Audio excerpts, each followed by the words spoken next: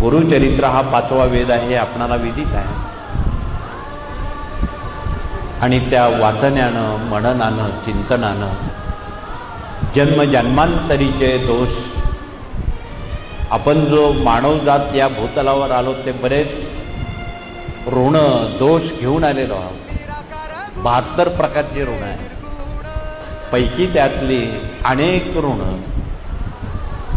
या सेवेनं निवारण होतात.